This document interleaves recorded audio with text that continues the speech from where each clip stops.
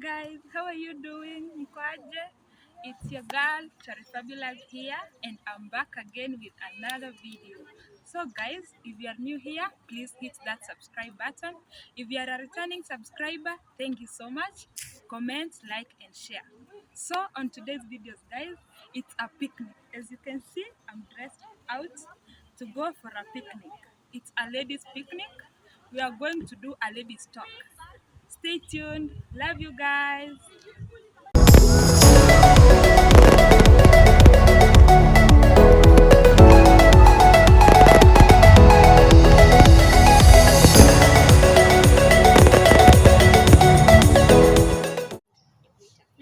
Have your money as a woman, have your money. Don't be dependent on man. Ati anangoja kitu kila siku akulete pesa. No, always have your money because it just gives you some freedom. One, let me say it and you. My mother said, utakuwa unaitisha panty, chumvi, bra, pads, kila siku. Yeah. So have your money at least. Hapo pale ujinunuliange vitu zako, even if it's provided. Yes. If you don't ask for everything, then it's a better relationship. Yeah. Right now in dating, sawa, akupeleke date. Pia ni commitment, right? Akupeleke hapa pale, but usiexpect Kempinski na akona pesa ya kibanda.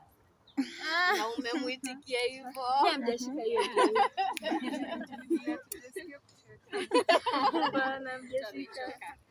Yeah. So if you accepted them as your boyfriend, na unajua background yake na mali anatoa pesa na nini, if hata wewe mwenyewe, if some days you can do the billing, you can take care of the bill, it's a good thing. Yeah. But of course si kila siku. Pia yeye show initiative ya kupeleka out kununua gift. Kama wewe ni gift, ni love language yako ni gift, and you expect gifts on your birthday and Valentine's and a special day yenye hakuna kitu alete, akuje tu amesimama na maua, and maybe you don't see that, then that might be a problem. Yeah. So I think finances, yes, we do matter in relationships, but it's not the only thing, right? Don't leave someone because they're poor. You never know tomorrow. They have potential. Leo niko nayo, kesho ni wewe. Money goes. I've seen clients wenye accounts zao zimekuwa frozen like that. When your account is frozen, there's nothing you can do. People losing houses because they're not able to facilitate a loan. No. It's not the only thing in life. So if this person asked this question in terms of maybe the guy they're seeing is from a poor background and they're not going to do it, you don't know tomorrow. It shouldn't be the only thing that you're with this person. And it goes either way. Don't be with someone just because they have money. Hii pesa ni ya nani? Ameitoa wapi? Kuna washo. Kwanza this is Nairobi. So many men you see flashing dollars in clubs. It's counterfeit money, you see. So it shouldn't be the first thing that, one, makes you let go of someone. But two, it shouldn't be the first thing that attracts you to someone because of their money. It shouldn't be. Someone asked, what if I'm dating an Adventist person? What should I do? I don't think I'm in a position to answer that because I don't have experience being an Adventist. But maybe you can talk to older sisters like Cinnamon, and they can be able to guide you because maybe the rules are different. From my experience, mine, I told you, we are in different denominations, but it didn't matter to me. Yeah. Yeah. What if it's a Muslim? You see now, kuna zile things when you get in your life, I can compromise on this, I cannot compromise on this. So if it's something you cannot compromise, don't even invest your feelings there. But if it's something that you really can compromise, bora tu mnatafuta kabisa ya kuenda. I don't think it's yeah, that's true. I would say though, even if it's not, if you serve the same God and it might not be a big issue, check on your family background and mali. If your parents, you see, say maybe you ask me this question in the interview. Unajua, you might be together for the next 3 years thinking into marriage nini. So check if your family allows for other people who are not adventurous and how they welcoming they are. Because if they are not, hata wewe mwenyewe umpende and there are issues huko katikati, it will be a very difficult relationship. So if you're willing to withstand, I've seen people who have withstood the pressure and married outside their denomination, but the family takes time to adjust. So hapo ndani kuna issues. Maybe you'll never see your parents for 3-4 years. They don't see their grandchildren in nini. So in terms of, because the things that cause a lot of problems are money, God, hizo vitu major, think about it more than hapa tu. So that if you take the testimony, you're willing to withstand the pressure and still be together and fight through it, then that's a good thing. But if you're not, then hakuna haja ya kujiheartbreak, and then you end up with so much trauma and family trauma, and at the end you couldn't withstand it. Yeah. Yeah. Last two questions. You want a relationship to last for a long time. What are some of the things that you would do to make it last for long?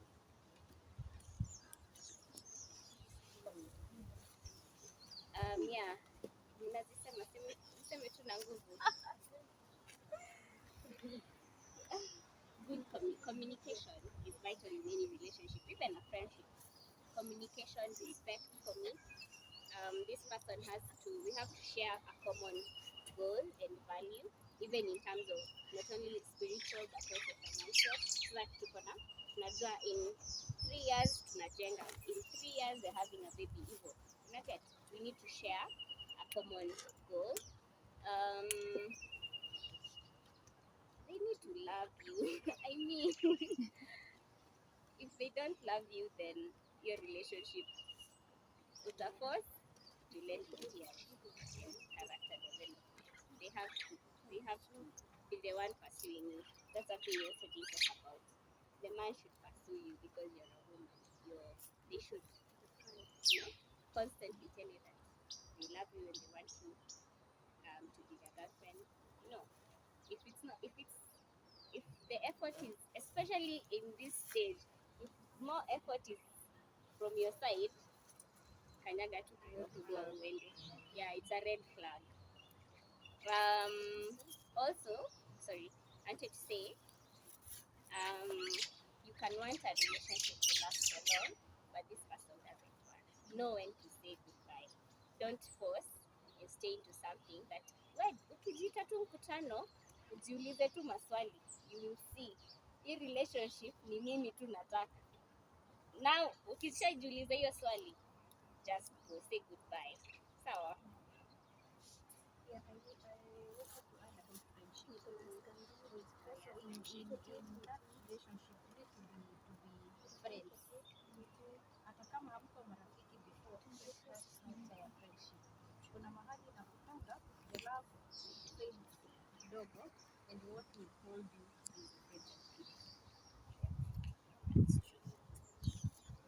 Add maybe constantly communicate and evaluate your relationship. Vile Koi amesema, when it's time to let go, songa tu. But if you're constantly communicating, at least you know you're on the same page. And there's compromise. Hakuna relationship itakuja kwa ati wewe ndo unapewa 100%. That's unfair. If you're in it for wewe kupewa and you not giving, then it will not work out, because at some point you will need to compromise on a few things. Also compromise on the big issues, but akisema maybe mnaenda hapa na wewe ulikuwa unataka kwenda huku and it's not a major issue, mwende tu. It might be a good thing. learn to adjust with the circumstance. All right, the last question. Say, for example, my boyfriend and I are expecting a child, and he suggests moving in with him, but in spite of my feelings, I'm still not sure. I want to move in with him. What advice would you give in such a scenario? Don't move. That's what I would suggest. Because if the reason why you want to move in is this child and not you're not comfortable, then you will always feel obligated to stay because of that child when they are born, and that's placing a whole burden on a child who is very innocent. You're better parents apart than together, because clearly if you don't see yourself being with this person, when you move in by then, that's marriage, because you're cohabiting. That's marriage, because you will be doing the duties of a wife, right? Na bado uko shule, unaona. So I would rather keep the child and parent separately. Don't feel obligated to move in. And this question was very specific, like, and I'm not sure. You get? So trust that instinct. Sometimes the day it's God given. Trust it. You never know why you're holding back. Don't move in with him if you're not okay. Yeah. For the ladies, it's very important to Yeah. that this I'm not comfortable doing a certain thing that even second guess. Usikae uulize sasa watu watasema aje, sasa umezaa mtoto nje, usikae. As in people will talk whether you move in or not. But then there is you. Utakuwa una feel aje once you move in na unajua kabisa huja move in because Yeah. of you wanting ni circumstance force. There's life after having a child out of wedlock. There's a whole life out there. And the good thing is, yes, people will judge you, fine. But kuna Mungu, God of second chances. As in, he does not judge us that harshly. He's so loving that he will extend that grace to you. So don't feel like now that uko kwa kanisa you're obligated to have that person hapo, ndo hata watu wa kanisa wakiona mko pamoja. Itafika mahali ikue maybe it was the worst position of your life to live, but huwezi toka because you're already into deep. So it's good if kabisa unafeel you're not ready to move, don't. Yeah. Yeah. That's I true. would add, if you have family, supportive family, you can raise that child with them. You Even don't have, without. even without. Yeah, even without. It will be challenging, yes, but usijiforce into a situation where, as Millie said, you will want to leave later and then you can't. That will be bad. Because now think about yourself and what you will go through, but more so think about that child. They need a peaceful place to thrive. And if they are better off with you, baba yake atamuonanga siku atamuonanga. Masomo first. Really imenikumbusha that year I had a very close friend shule, and third year akapata bomba. Boyfriend ako Nairobi, so tuko Eldoret kuja kucelebrate. I would say with Millie, I also have a friend alipata mtoto second year. Yeah, just vile tumeanza second year. And she got a baby. Oh, trust me, leo mtoto. Through thick and thin kwa hostel too, because now what happened, her boyfriend alimwacha. Huyu hata alikana tu from the word go. So tumelea huo mtoto. If you see that child now, hata mimi siaminingi amegrow, because hawajai rudiana. Mtoto aligrow, them like somehow you find a way to move on. You find God's grace is very sufficient.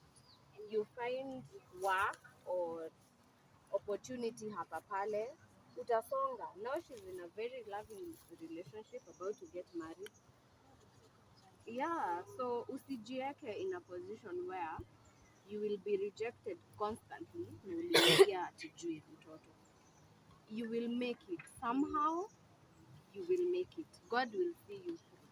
Just don't put yourself in And the heartbreak. beauty of children is they grow. After 9 months, Madam hapa atarudi kuwa baby girl. You can see her size. She's a mother of 2.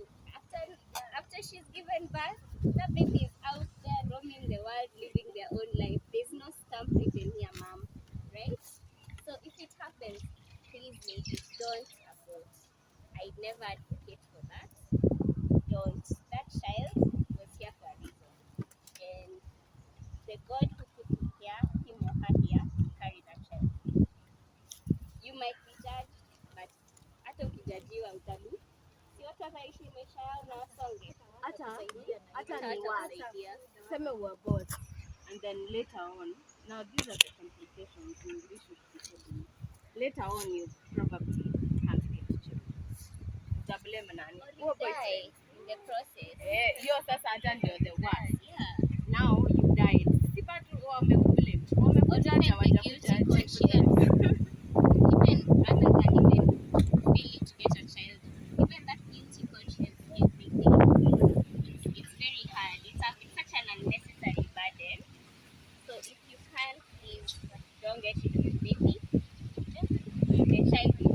After being one baby is living your own life, be cared for by God. You continue with your studies, finish, na tunasonga. And as Millie said, God is a God of second chance.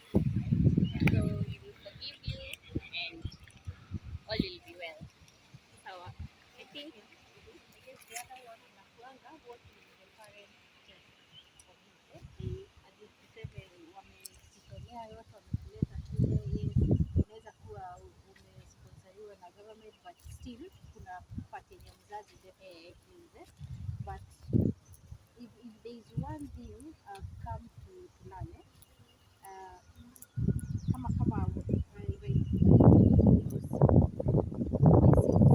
got pregnant akiwa shule. Baba yangu alikuwa simba. Yule mzee mwenye anaogopwa hadi na watu wa area.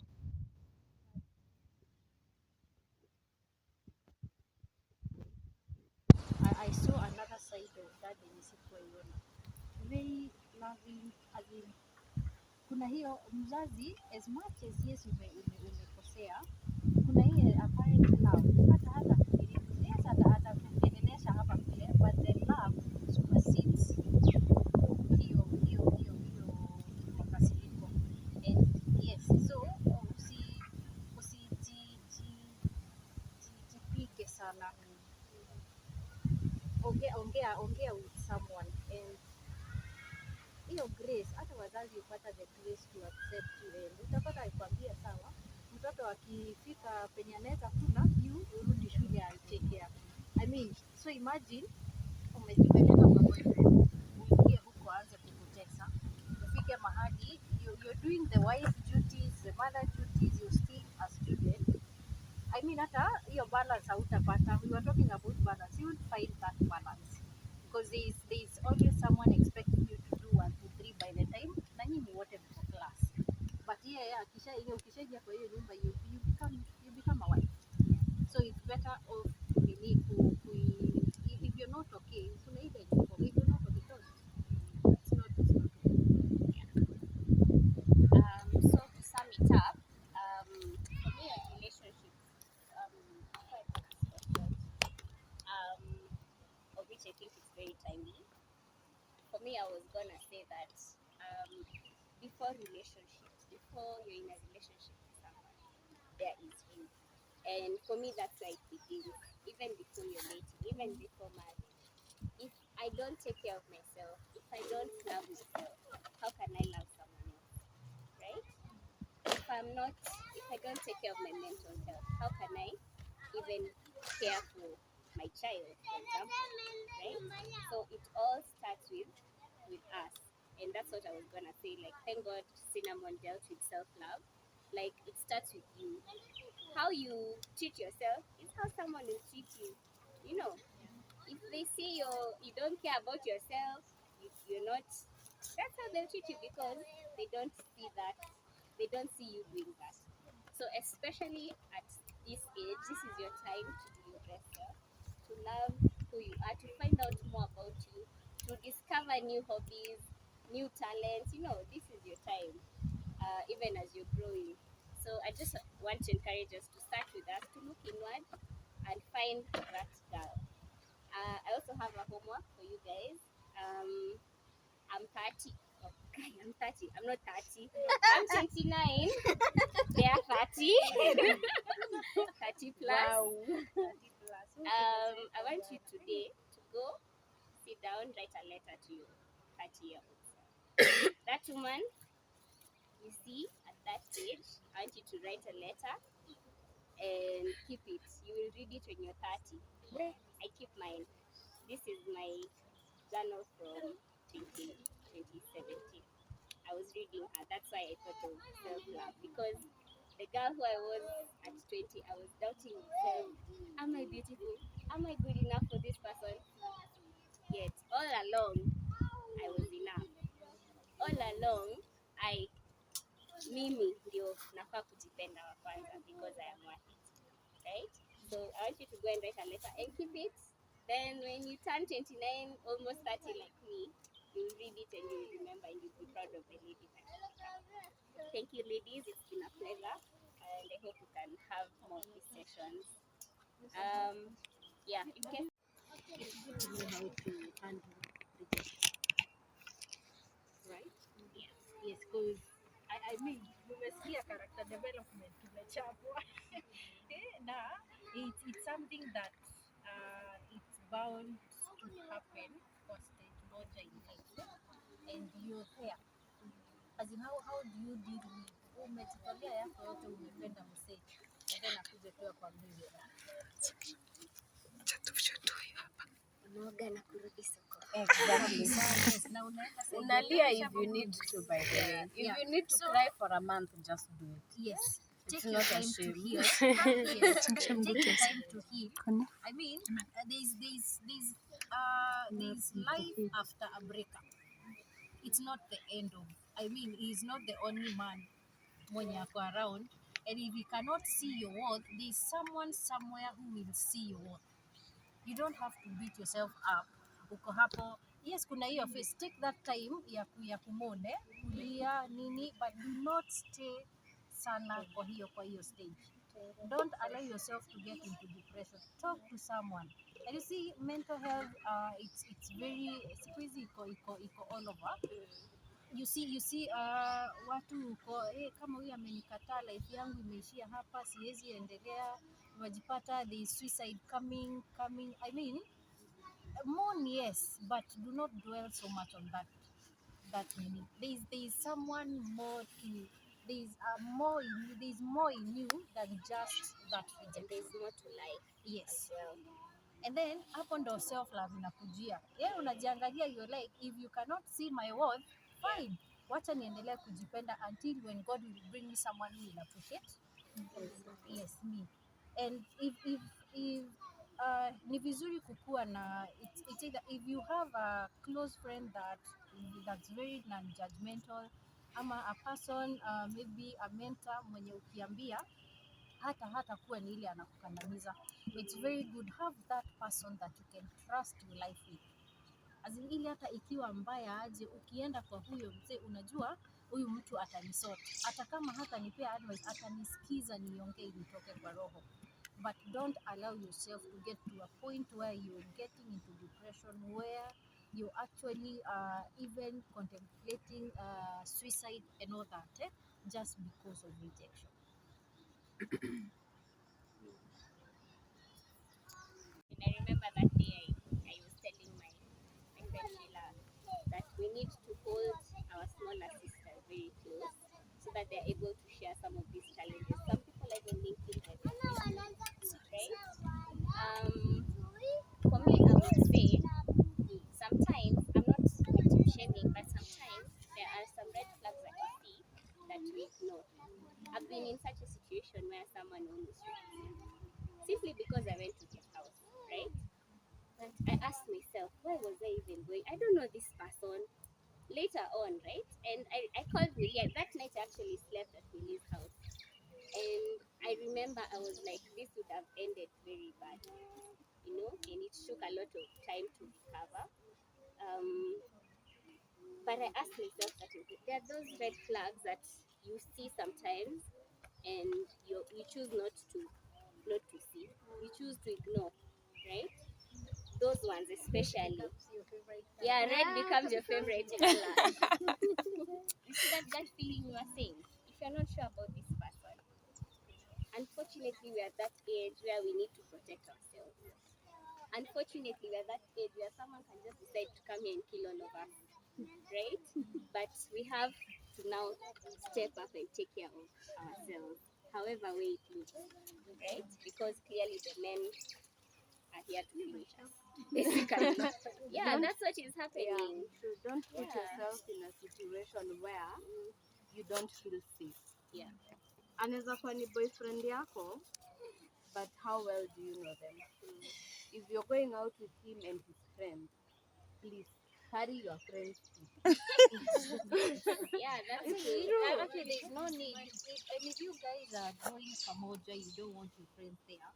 Why go to private places? Go to public places. Yeah. Where hata mkianza Kugombania hapa kuna watu kuna watu, watawasaidia. yes.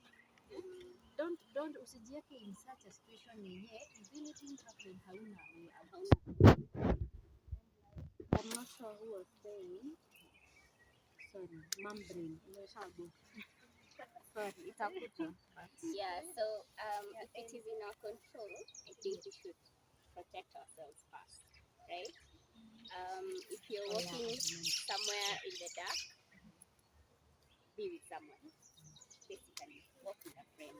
If you're going to meet someone who you don't know, go with a friend. In fact, people I've dated before have made this comment about my friend at Tulikuwa committee. I had other friends called Dina and Keta. And if I was called on a date, I would go with them. If she's called on a date, she goes with me.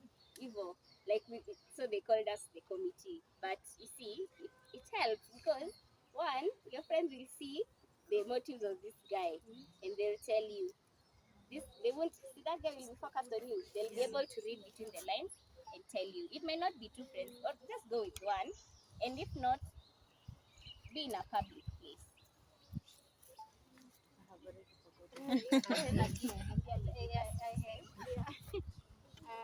I guess I was mentioning to you guys, I mean, know your complete answer. Yes.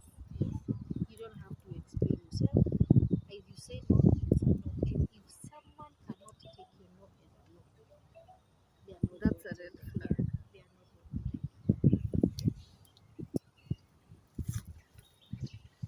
But the question of flirting. Also, don't flirt with someone so that you give them mixed reaction, mixed feelings. Akwe like we are dating with this person, tuko in a relationship. Then kumbe wewe ulisha move on. Kumwambia mlienda ukaanza kudate your boyfriend now, and then mtu anakuja akiwa zile za but you were so ulinicheza. That might ujui mtu anakasirikanga mpaka you would never know. So your mixed feelings, avoid it. The mixed reactions from people. If you're dating this one, you're dating this one. Kama huyu mwingine ni no, wacha ibaki hivyo. Ndio kila mtu akwe in a clear position of where they are in their life.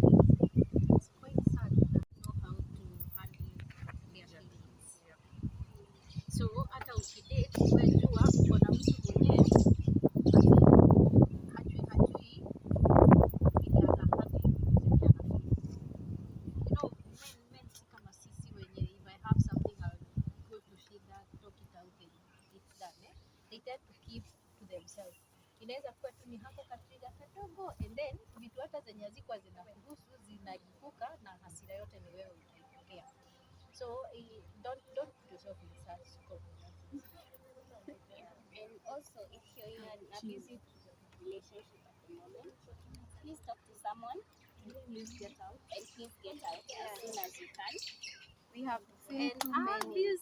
abuse is not only physical. If it's someone also mwenye emotional. a boyfriend mwenye anashindanga kufanya you feel low that you're not worth. That's emotional abuse. Why are you there? I mean, depend. We're talking of self-love. Love yourself enough to just. And if you fear this person, God, there's always a higher authority than that person. Please seek help, right? Go to school, there's a security office. I know that because of my stalker in campus. There's a security officer in every institution. Go to that office, make a report. Ikikulemea sana, if you don't want it to be public in school, go to the police station. Yeah, go to the police station. Do not fear, or tell someone. You know, you may not be confident enough.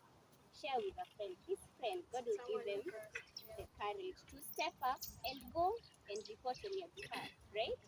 Yeah, so don't die there saying, oh, no. If you cannot get out, talk to someone. That person might help.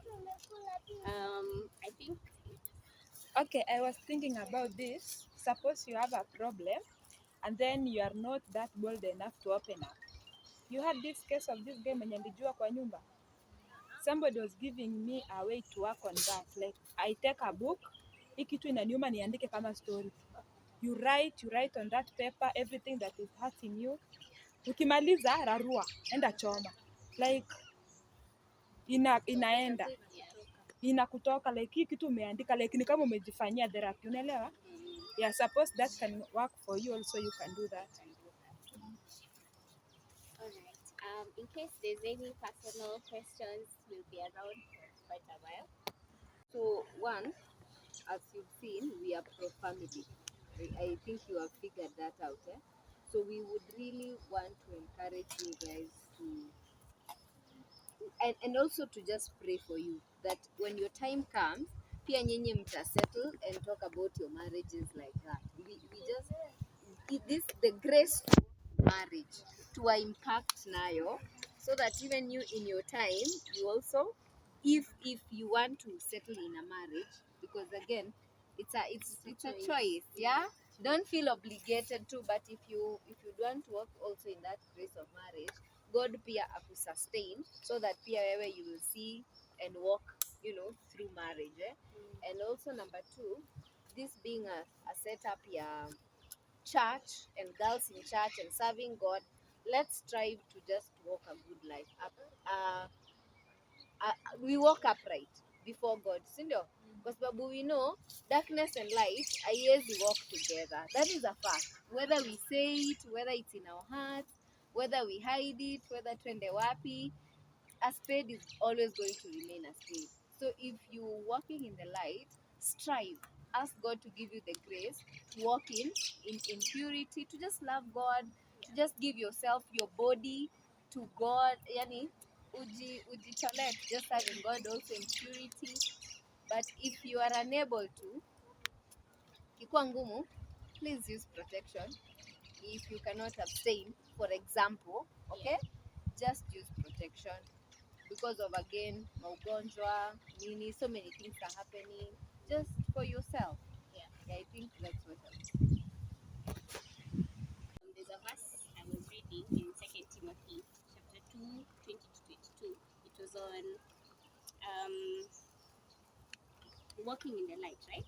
So it says, in a large house, there are articles not only of gold and silver, but also of wood and clay, and some of special purposes and some of common use. In every home, tunajua hizi vyombo mzuri zinakwanga za madini. So that's what I got from Timothy in the letter. That's what they're trying to say, that in a large house, the articles not only of gold and silver, but also of clay and wood. Some are for special purposes and some are for common use. Those who claim, this is verse 21, those who claim themselves from the latter will be instruments of special purposes, made holy and useful to the master, who is God, and prepared to do any good work. So verse 22 says, flee the evil desires of youth and pursue righteousness, faith, love, and peace. For me, that is what I would want each and every one of us. It's not that special article, that is meant for just a special reason, because they all have a purpose in this life. So if we cleanse ourselves, we may not be, we may have sinned, and it's normal. But if you cleanse yourself, there's a second chance. There's if you're not a virgin, there's secondary virgin. You know, there's you every day you wake up, you can choose to go left or right. That's how I see my life. If I choose to go this way, it's leading me further this way. If I choose to go this way, it's leading me further this way, right? But there's always a second chance. As long as you're alive, there's a second chance for you to cleanse yourself and to be holy and just give it another shot. Yeah.